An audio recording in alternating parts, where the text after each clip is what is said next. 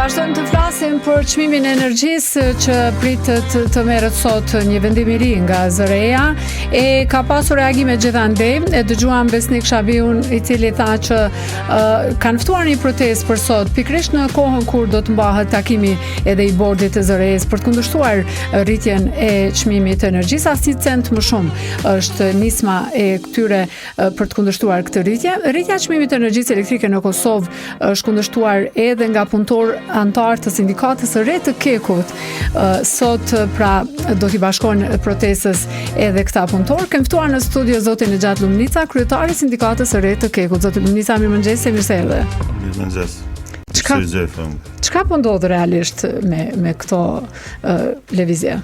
Po në momentin kur Korporata Energjetike e Kosovës ka aprovu, domethënë tarifat e saj në për vitin 2025-2026, që është të ketë si 29,5 megawatin e energjisë elektrike, ketë si kërkan ngritje të energjisë elektrike nga zëreja dhe zëreja tenton të ja aprovoj, edhe për kundër asaj që Keku që 6 vite nuk e ka ngritë çmimin e energjisë elektrike, edhe për kundër sfidave, krizës globale, luftës në Ukrainë, pandemisë, e ngritjes së çmimeve të tjera, Keku ka jetuar me atë, domethënë me atë çmim, ndërsa këtu punëtorët e Kekut pra rrezikojnë, sfidohen, rrezikojnë edhe jetën për me I ba milionat ketësi në këtë rast. Jo për kë po prodhoni këtë energji? Në fakt tash po I bjen që ne prodhojna për ketësin sepse kosto e prodhimit me këtë çmim përveç asaj që nga njëherë eksportohet gjatë asaj kohës, gjatë asaj periudhës që nuk shpenzohet në Kosovë, eksportohet është çmimi pak më I shtrejtë, përndryshe ne në kuadër të ketësit asaj ashesëm, domethënë I bjen me një kosto të barabartë të prodhimit të energjisë elektrike. Të ndojmë këtë termin KEDS edhe KEK, se shpesh I ngatrojnë qytetarët, janë mësuar me thonë Keku e KEDSi, e ngatrojnë këto dy institucione në fakt. Keku prodhon.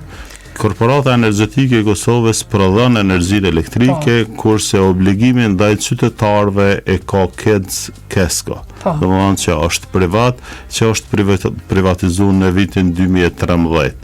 Në këtë rast ne shohim çmimin mesatar të shitur të qytetarët. Këto domethënë duke llogaritur ata nën 800 kW dhe mbi 800 kW, që KEDSi ja faturon qytetarëve të Kosovës dikon rreth 100 euro megawatin, ndërsa e merr 29 euro gjys, profiti pra është I jashtëzakonshëm I KEDSit dhe domethënë 70 euro dikon profit. Kjo është ajo diferenca e madhe edhe përkundër asaj që çmimi në Evropë ka filluar të stabilizohet. Ne kemi pas statistikat nga kompanitë e licencuara që kanë kontraktuar energji elektrike për muajin maj vitit 2025 që është 72 euro. Domethënë derisa në Evropë është 72 euro, në Kosovë është 100 euro megawatin mesatarisht po e tham. KEDSi arsyetuohet ajo që thotë se duhet me shtrajtu energjinë elektrike për shkak të investimeve. Kjo është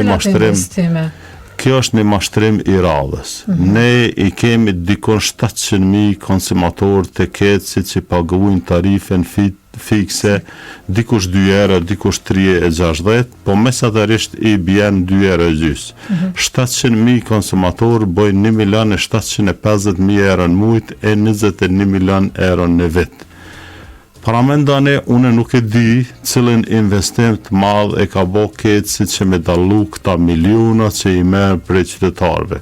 Kjo është një mashtrim I radhës dhe këtu pare po shkojnë në xhepat e një oligarku privat e jo në investime për qytetarët. Faktikisht ne kemi shumë herë ndërprerjet pa fond të energjisë elektrike, rrymë të dopt e tela të rrëzum, e ku janë këto investime? Shumë të dopt e ky investim që po mbledh ka prej tarifës fikse, gjithajo shumë 100 milionëshe, nuk do duhet diskutohej çështja e investimit. Për 10 vite, do të thonë që i bie ka 21 milion euro në vit, i bjen 210 milion euro i ka marrë tarifë fikse prej qytetarëve vetëm për investime. Shpenzoj apo nuk shpenzoj? Ju sigurisht e sheni faturën ato. Që vjen vetëm për që e ki njësorin. Vetëm që e ki njësorin, ajo është për investim, për qytetarët, mirë për ku janë këto investimet që janë bë prej vitit 2013 që po i bjen që 12 vite. Do me thënë në emër të investimeve kërkohet ky shtrejtim, a? Në emër të investimeve kërkohet edhe ky shtrejtim, që është një mashtrim i rallës, sepse investimet i paguajnë vetë qytetarët. Ne kemi ngritjen e çmimit të qytetarët për 4 vite 4 herë. Që është një diçka e jashtëzakonshme, e asnjëherë Keku kemi përballu edhe këtë dimër. Në këtë rast asnjëherë Keku nuk e ka ngrit çmimin e energjisë elektrike edhe për Keku ka pasur stabil që nga viti 2019 nuk e ka ngrit asnjëherë çmimin e energjisë elektrike, duke u sfiduar për qytetarin. Ç'është keni pagat ju atje që prodhoni energji? Pagat krahasimisht me tregun e punës, pra me punë të ngjashme dhe me rrezikun që e bajnë punëtorët e Kekut, do jashtëzakonisht e ulët. Ne e shohim në sektorin privat janë shumë më të larta. Po e llogaris këtë punën e njëjtë, e ngjashme, mjeshtrin, inxhinierin e gjëra tjera që bëhen në korporatën energjetike të Kosovës. Vetëm këta të zyrës së ZRE-s, ai takoni ju, a vinë me ju pa, ai shohin këto probleme, a ç'është ky problem? Jo, asnjëherë nuk janë ardhur me pa, po edhe faktikisht nuk interesohen për atë çështje. Ne jemi një sektor publik që prodhojnë, e sigurisht se sektorët privat po e kanë më lehtë të keq përdorin parat e tyne. Kjo shumë shqetësuese. Realisht unë dyshoj që kjo është një keq përdorim i detyrës zyrtare për faktin që prodhuesi nuk i ka ngritur çmimin e energjisë elektrike. Energjia elektrike në rajon dhe Evropë është duke u stabilizuar, e në momentin që po stabilizohet çmimi i energjisë elektrike, ne po e ngrisim çmimin për për qytetarët, që nesër do të ngritet buka, do të ngritet barna, do të ngritet... Kjo reflekton në kretë produkte që kemi. Nafta, e mi s'ka me paguna. është e pa mundshme, kur e kemi një pagë simbolike, e ngritet pagave, nuk ka asnjë lëvizje në bazë të inflacionit, edhe nëse nuk është ngritja e pagës në bazë të inflacionit, atëherë po e vështirëson jetën e qytetarëve, dhe unë kam përshtypjen që kjo udhëheqësi, këto institucionet e Kosovës po dojnë me vështirësu jetën e qytetarëve, me varfënu sa më shumë qytetarën për me sundu ma lehtë.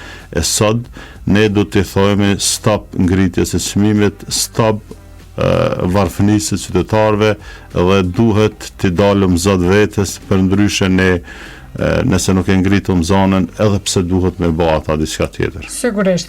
Ju pas këtë pak më shumë arsye të i ditë këto zhvillime brenda Kekut për me marrë pjesën në protestë, sepse njerëzit edhe nuk i dinë krejt zhvillimet çka ndodh aty brenda. Pra jeni sindikat e re e Kekut. A ka sindikat tjetër? Po, ka sindikat, është një sindikat trashëguese, po ne jemi themelu në vitin 2015.